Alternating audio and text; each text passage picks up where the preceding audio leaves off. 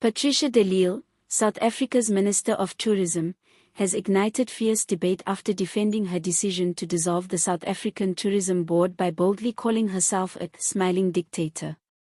The remark, both sharp and unapologetic, quickly captured national attention, with some applauding her as a fearless defender of accountability while others accused her of embracing authoritarian tendencies. De Lille insists her action was justified, arguing that the board unlawfully convened a meeting and took irregular decisions that undermined governance in a vital sector of the economy.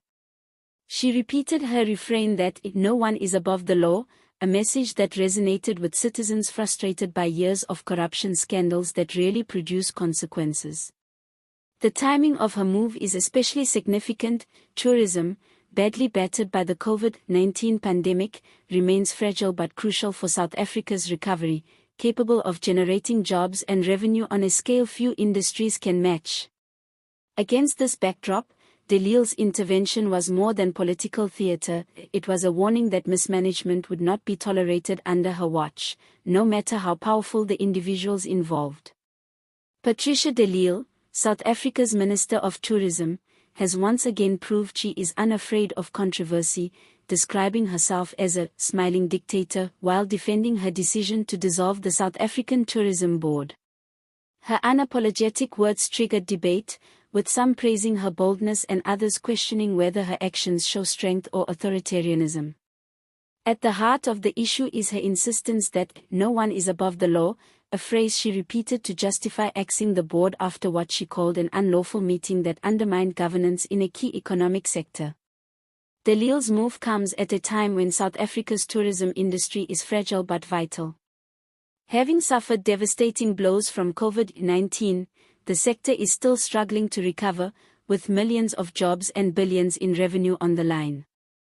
The Department of Tourism must restore confidence and ensure South Africa remains competitive.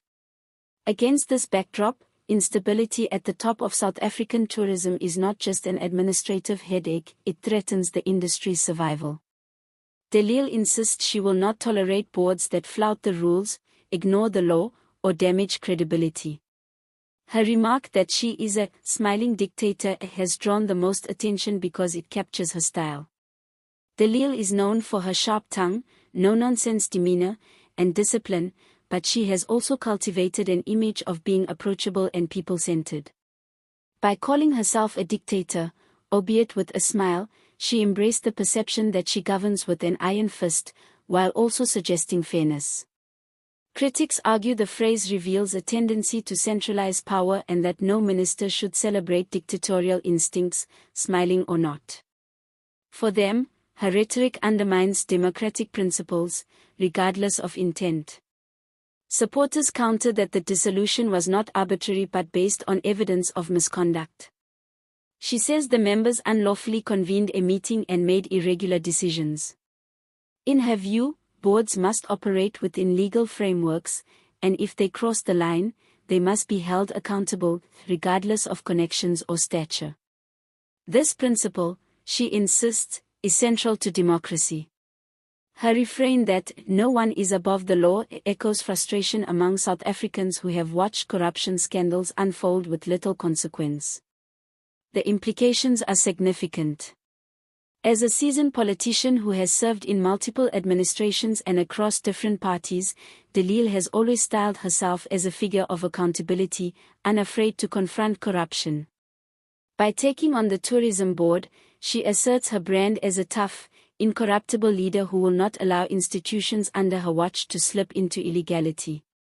For her, the tourism portfolio is not a place for complacency but a battleground for accountability. Critics in Parliament and civil society question whether dissolving the board may have unintended consequences. They argue such drastic moves could destabilize the institution further, creating uncertainty when tourism needs stability and confidence. Some accuse her of heavy-handedness, saying a minister cannot simply discard boards whenever disagreements arise. To them, the language of dictatorship, even metaphorically, risks justifying an approach that prioritizes control over collaboration. Skeptics fear her action, however well-meaning, could set a precedent for overreach. At the same time, many South Africans weary of endless scandals welcome de Lille's stance.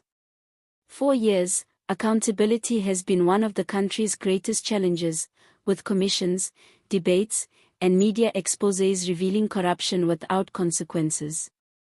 Against this background, her intervention comes across as refreshing. By acting decisively, she positions herself as someone willing to confront rot head-on, no matter how controversial the fallout. This moment is especially significant given the timing. Tourism is one of the few sectors that can drive fast recovery, creating jobs, attracting investment, and showcasing the country's diversity. Governance failures at South African tourism, if unchecked, could jeopardize the sector's rebound and harm the economy. De Lille's insistence that governance must be lawful and transparent is therefore not just about accountability but about safeguarding a key growth driver. Her language also sends a message to other boards: mismanagement will not be tolerated. Ministers cannot ignore irregularities or unlawful behavior by those entrusted with public resources. In this sense, de Lille is using the Tourism Board episode to reinforce accountability. Whether one agrees with her or not, the symbolism is clear: accountability is non-negotiable, and those in power must operate under the law. In the wider political landscape, de Lille's words remind South Africans of her resilience. She has navigated opposition politics, city governance, and ministerial leadership, always presenting herself as someone who will not be silenced. Her phrase, calling herself a smiling dictator, may be provocative, but it reflects her willingness to embrace controversy rather than avoid it. For a country disillusioned with leaders who dodge responsibility, this bluntness is both jarring and, for some, appealing. As the dust settles, the question is whether de Lille's decision will bring stability or instability to South African tourism. Will dissolving the board lead to better governance, or plunge the institution into crisis? Will her tough talk inspire accountability, or embolden critics who see her as authoritarian? These questions remain unanswered, but one thing is clear: Patricia de Lille has once again placed herself at the center of a national debate, and she has done so in a way that ensures she cannot be ignored. Her actions and words strike at the heart of South Africa's struggle with governance and democracy. By defending her decision as lawful and necessary, she positions herself as a leader not afraid to take risks in defense of principle. By calling herself a smiling dictator, she invites both admiration and outrage, knowing her bluntness will guarantee attention. For better or worse, Patricia de Lille has made sure South Africans are again asking what kind of leadership the country truly needs.